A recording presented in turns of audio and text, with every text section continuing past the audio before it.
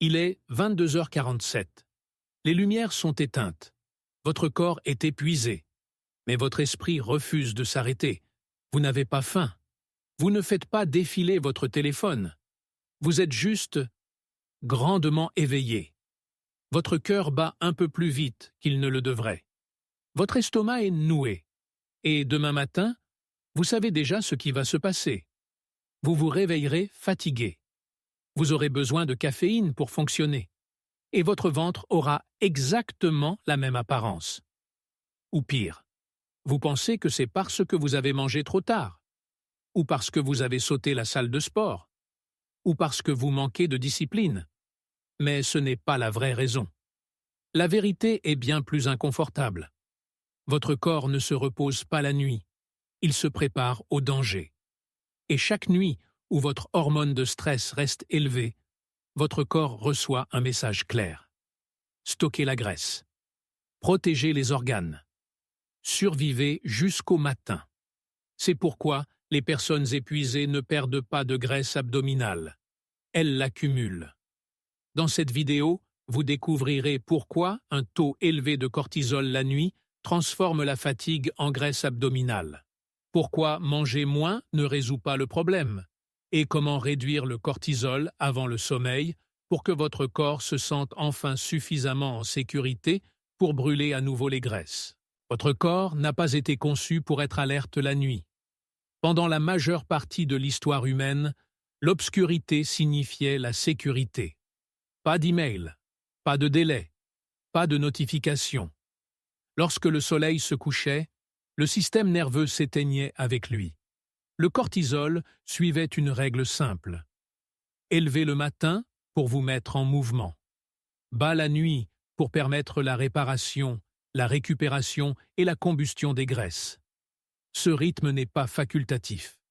Il est ancré. Et quand ce rythme se brise, votre métabolisme se brise avec lui. Voici la partie que la plupart des gens n'entendent jamais. La perte de graisse ne se produit pas lorsque vous êtes motivé. Elle se produit lorsque votre corps se sent en sécurité. La nuit, la sécurité est communiquée par la chimie. Faible cortisol, mélatonine élevée, un système nerveux qui se met enfin au repos. Mais la vie moderne envoie le signal opposé. Même lorsque vous êtes immobile, votre corps travaille plus que de raison. Les délais se répètent dans votre tête. Les messages restent sans réponse. Demain semble plus proche que le sommeil. Pour votre cerveau, cela ne ressemble pas à du repos. Cela ressemble à une menace non résolue. Et le cortisol réagit exactement comme il a été conçu.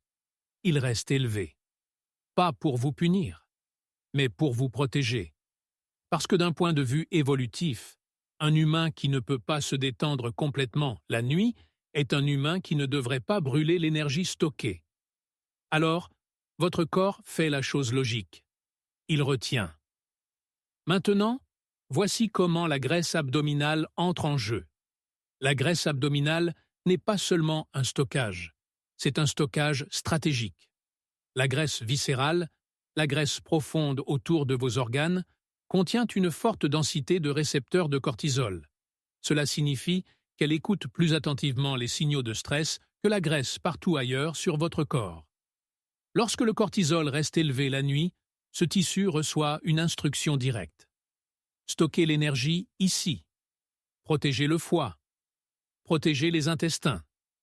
Préparez-vous à un stress prolongé. C'est pourquoi le stress ne rend pas les gens uniformément en surpoids. Il les remodèle. Les bras et les jambes peuvent rester relativement minces. La balance peut à peine changer.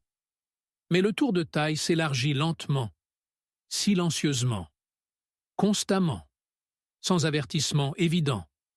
Et c'est pourquoi manger moins le soir aggrave souvent les choses. Lorsque les calories diminuent trop le soir, le cerveau n'interprète pas la discipline. Il interprète la rareté. Une faible disponibilité énergétique et un stress psychologique élevé disent une chose au système nerveux. Quelque chose ne va pas. Le cortisol augmente davantage. Le sommeil devient plus léger. Et la perte de graisse est à nouveau reportée. Non pas parce que vous avez échoué, mais parce que le corps refuse de brûler du carburant dans un environnement qu'il perçoit comme dangereux. C'est le piège métabolique de la fatigue. Plus vous vous sentez épuisé, plus votre corps protège agressivement la graisse. Surtout la nuit, et à moins que le cortisol ne soit réduit au bon moment, aucune volonté ne peut annuler ce signal.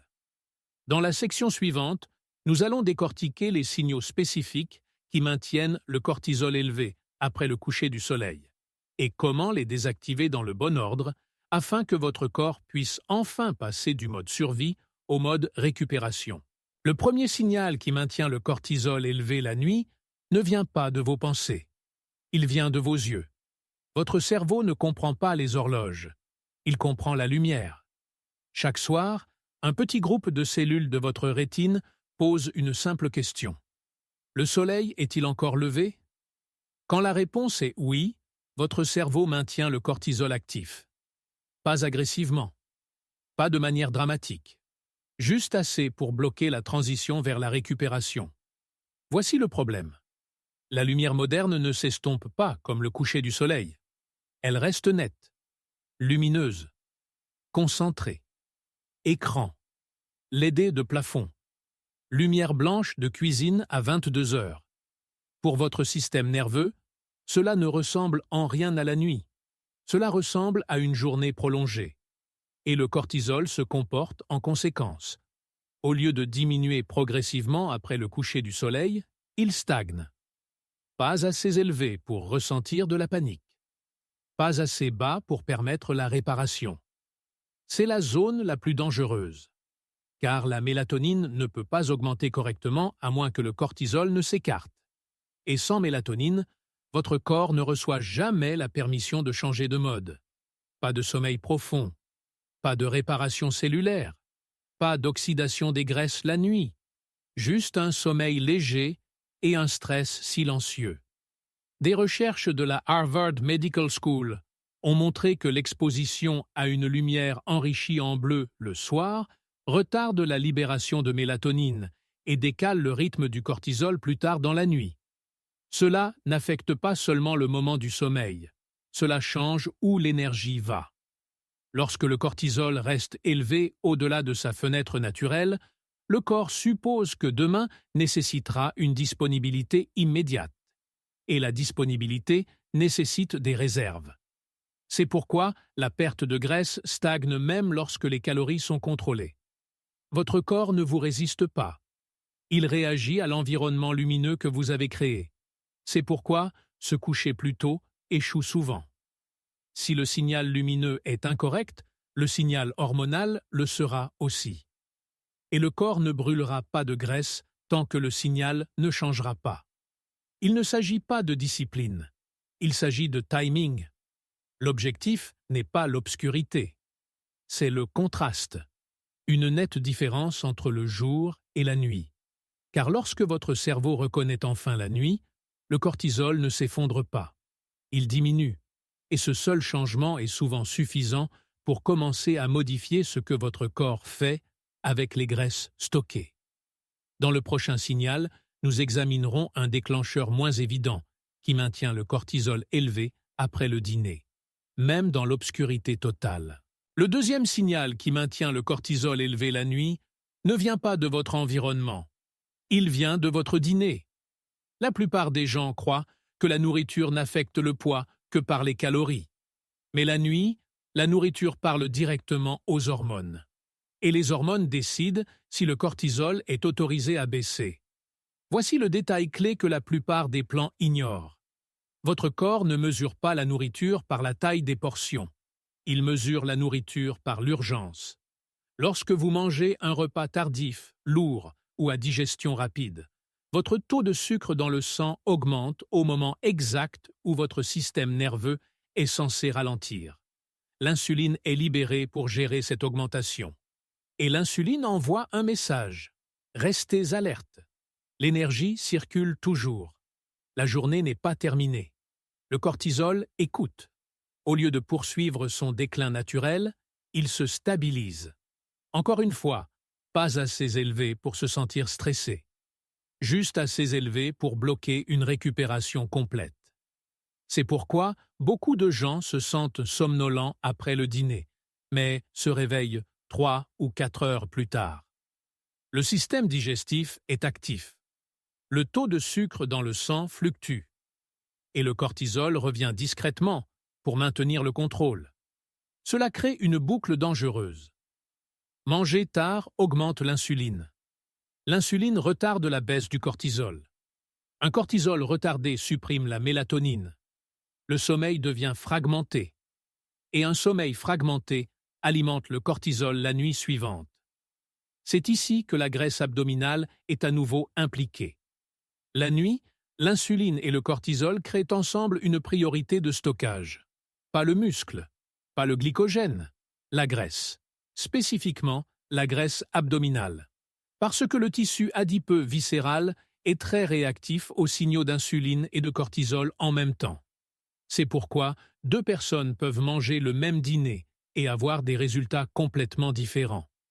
L'un dort toute la nuit et brûle des graisses le matin. L'autre se réveille agité et stocke de l'énergie autour de la taille. La différence n'est pas la discipline, c'est le timing. Manger plus tôt permet à l'insuline d'augmenter et de diminuer avant que la fenêtre du cortisol ne se referme. Manger plus tard force l'insuline et le cortisol à se chevaucher.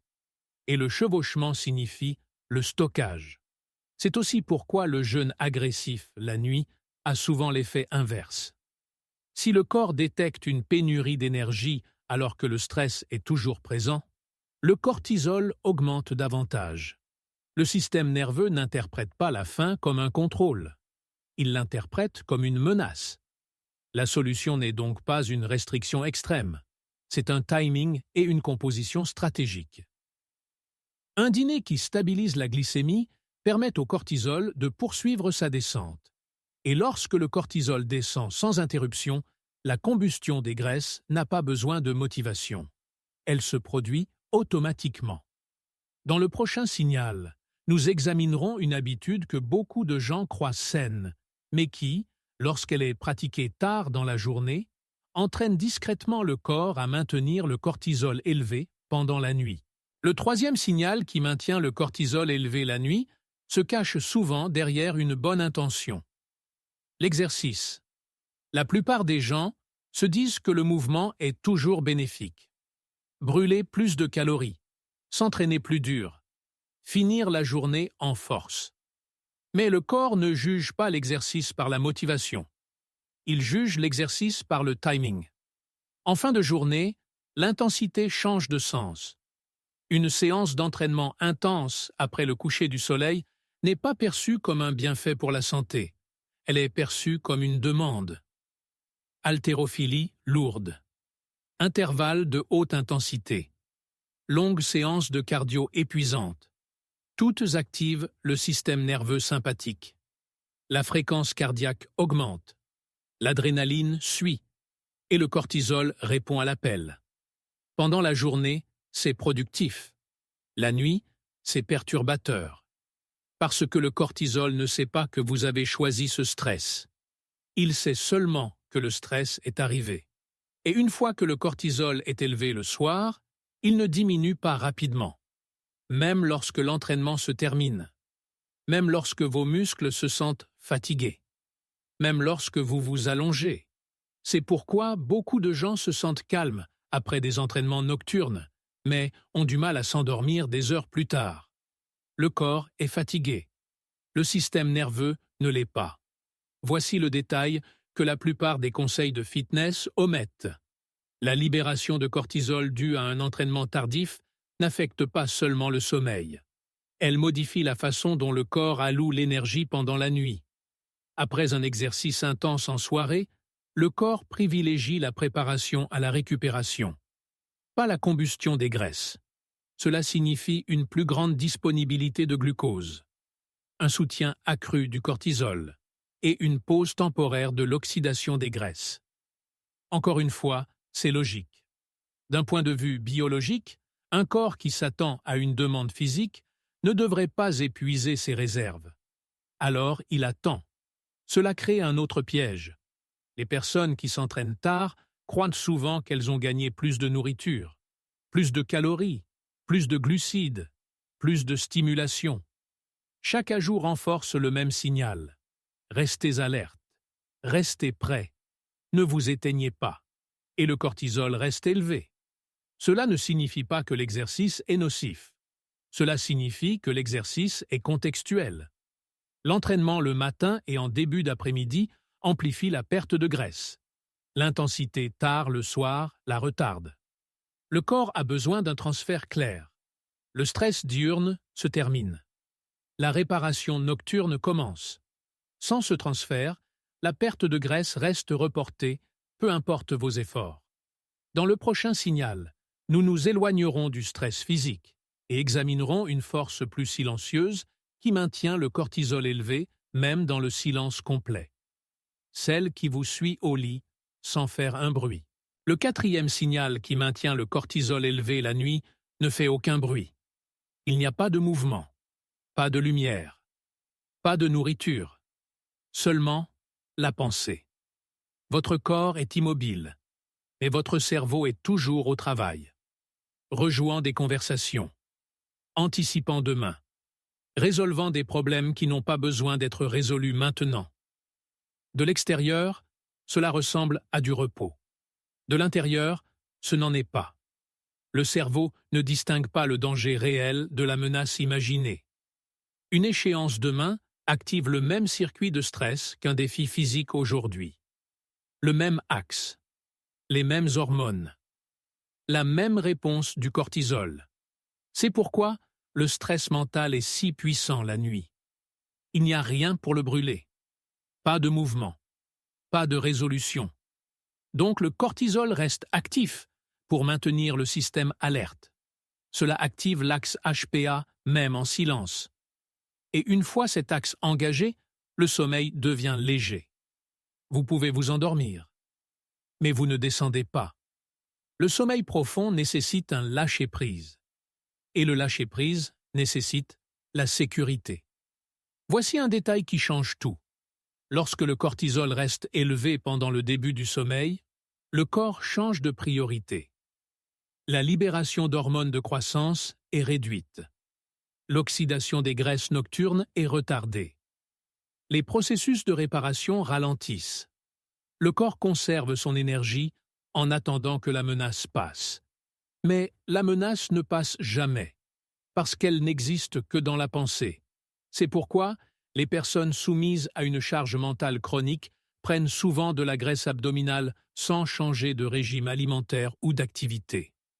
Le stress n'est pas dramatique, il est constant. Et la constance est ce qui entraîne le cortisol à rester élevé. C'est aussi pourquoi la relaxation passive échoue souvent. Regarder des vidéos, parcourir les fils d'actualité, écouter les informations. Ces activités semblent reposantes, mais elles maintiennent le cerveau engagé extérieurement. L'engagement dit au système nerveux de rester disponible. La disponibilité empêche le cortisol de chuter complètement. Ce dont le cerveau a besoin, c'est d'une clôture, un signal clair que la journée est terminée.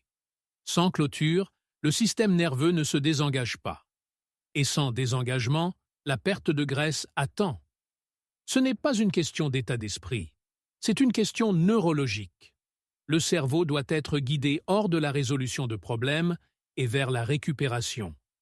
Dans la section suivante, nous allons rassembler ces signaux et montrer comment désactiver le cortisol dans la séquence correcte, afin que votre corps passe enfin de la vigilance à la réparation. Réduire le cortisol la nuit ne consiste pas à en faire plus. Il s'agit de faire les choses dans le bon ordre. Le corps ne se calme pas d'un coup. Il s'éteint par couches. Manquez la séquence et le cortisol reste en service. La première couche est la sécurité physique. Avant que le système nerveux ne puisse se détendre, le corps a besoin de preuves qu'aucune action n'est requise. C'est pourquoi l'immobilité soudaine a souvent l'effet inverse. Si vous passez directement de l'urgence à l'inactivité, le système reste alerte. Au lieu de cela, le corps a besoin d'une douce descente. Mouvement lent, rythme prévisible, signaux que l'effort se termine, pas qu'il s'arrête brusquement. Alors seulement le système nerveux relâche son emprise. La deuxième couche est la permission métabolique. La nuit, le corps pose une question silencieuse. Le carburant est-il disponible si je baisse ma garde? Si la réponse est incertaine, le cortisol reste élevé pour protéger la glycémie. Cela ne signifie pas manger plus. Cela signifie supprimer l'ambiguïté métabolique. Timing régulier. Apport adéquat plus tôt dans la journée. Pas de signaux de rareté. Lorsque le carburant semble stable, les hormones de stress ne sont plus nécessaires pour maintenir l'énergie accessible. La troisième couche est la clôture cognitive. C'est la couche que la plupart des gens ignorent. Le cerveau a besoin d'une fin, pas de distraction, pas de divertissement. Une fin. Les pensées errantes doivent être mises de côté. Les boucles inachevées doivent être nommées, puis reportées. C'est ainsi que l'esprit se repose. Sans clôture, le cerveau veille toute la nuit. Avec la clôture, il relâche le contrôle. Et ce n'est qu'après avoir relâché le contrôle que le cortisol baisse vraiment. Voici ce qui importe le plus. Le cortisol ne baisse pas parce que vous le voulez. Il baisse lorsque le système ne voit plus de raison de rester alerte. Sécurité, carburant, clôture, dans cet ordre. Lorsque cette séquence est respectée, le sommeil s'approfondit naturellement. L'oxydation des graisses reprend. Les hormones de réparation augmentent. Le corps cesse de se défendre et commence à se restaurer. La graisse abdominale n'est pas tenace. Elle est protectrice. Et la protection se termine lorsque la menace se termine. Pas par la force, mais par un signal. Votre corps ne brûle pas les graisses lorsqu'il se sent attaqué. Et pour beaucoup de gens, l'attaque a lieu la nuit. Pas de la nourriture, pas de la paresse, mais du stress inachevé. Le cortisol a été conçu pour atteindre son maximum le matin, pour vous réveiller, pour mobiliser l'énergie. La nuit, il est censé chuter. Mais si vous transportez toute votre journée dans votre soirée, votre corps ne reçoit jamais le signal que le danger est terminé. Alors voici comment vous réduisez le cortisol, étape par étape. Premièrement, mettez un terme net à votre journée. Pas se détendre en faisant défiler. Pas répondre à un dernier message. Une transition claire. Baissez les lumières. Changez de vêtements. Ralentissez vos mouvements. Cela dit à votre système nerveux, la chasse est terminée. Deuxièmement, réduisez la stimulation avant de réduire les calories. La plupart des gens essaient de manger moins la nuit, mais le cortisol ne réagit pas à la faim. Il réagit à la menace. Écran lumineux, contenu bruyant, conversation rapide. Tous disent à votre cerveau de rester alerte. Éteignez les écrans au moins 60 minutes avant de dormir. Pas par discipline, mais parce que l'obscurité est un signal biologique de sécurité. Troisièmement, utilisez la respiration pour changer la donne. Vous n'avez pas besoin de méditation. Vous avez besoin de physiologie. Inspirez par le nez pendant 4 secondes. Expirez lentement pendant 6 à 8. Des expirations plus longues activent le système parasympathique. C'est le système qui dit à votre corps « Vous pouvez lâcher prise ». Faites cela pendant 5 minutes. Le cortisol diminue. La sensibilité à l'insuline s'améliore. La pression de stockage des graisses diminue. Quatrièmement, mangez pour le calme, pas pour le contrôle. Sauter le dîner lorsque le cortisol est élevé ne brûle pas les graisses. Cela apprend à votre corps à les stocker. Un petit repas axé sur les protéines le soir peut réduire les hormones de stress, pas les faire monter en flèche. Pensez aux aliments chauds, digestion facile, pas de punition. Enfin, protégez votre sommeil comme il protège votre perte de graisse. Le sommeil n'est pas du repos. Le sommeil est une réparation hormonale. Chaque heure de sommeil perdue maintient le cortisol élevé le lendemain. Et le cortisol choisit toujours le ventre. Si vous voulez un ventre plus plat, votre nuit compte plus que votre entraînement. Parce que la perte de graisse ne commence pas par l'effort. Elle commence par la sécurité. Ce qu'on vous a dit est à l'envers. Pendant des années, on vous a enseigné une règle simple. Si la graisse ne disparaît pas, vous devez manger moins ou bouger plus. Alors, vous avez essayé. Vous avez sauté le dîner. Vous vous êtes entraîné plus dur. Vous avez surmonté l'épuisement. Et chaque fois que la balance refusait de bouger, vous vous en êtes pris à vous-même. Mais voici la vérité inconfortable. Lorsque le cortisol reste élevé la nuit, la discipline cesse de fonctionner. Votre cerveau ne voit pas la discipline. Il voit une menace. Et lorsque le cerveau détecte une menace, la perte de graisse devient une faible priorité. C'est pourquoi les personnes les plus fatiguées sont souvent les plus strictes avec la nourriture. Et pourtant, le ventre reste. Non pas parce qu'elles manquent de volonté, mais parce que leur système nerveux ne se sent jamais suffisamment en sécurité pour lâcher prise. Pourquoi les matins sont lourds et la faim se fait entendre? Un taux de cortisol élevé. La nuit ne se termine pas lorsque vous vous endormez. Il se prolonge jusqu'au lendemain matin. Vous vous réveillez déjà stressé. Pas émotionnellement, physiologiquement. La glycémie est instable. Les signaux d'appétit sont faussés. Les envies semblent urgentes, pas optionnelles. En milieu de matinée, vous voulez du sucre ou de la caféine. L'après-midi, votre énergie s'effondre. Le soir, vous vous promettez de faire mieux demain. Et le cycle se répète. Ce n'est pas un problème de motivation. C'est un écho hormonal de la nuit précédente. Tant que le soir n'est pas réparé, la journée ne fonctionne jamais pleinement. La perte de graisse commence par la sécurité. Voici le changement qui change tout. Votre corps ne perd pas de graisse lorsqu'il se sent puni. Il perd de la graisse lorsqu'il se sent en sécurité. La sécurité n'est pas la paresse. La sécurité est la régulation. Ce soir, n'essayez pas d'être parfait. Faites juste une chose. Créez 10 minutes où votre corps reçoit un signal clair. Il n'y a pas d'urgence. Il n'y a pas de poursuite. Il n'y a pas de menace. Baissez les lumières. Ralentissez votre respiration. Laissez le cortisol chuter avant que le sommeil ne commence.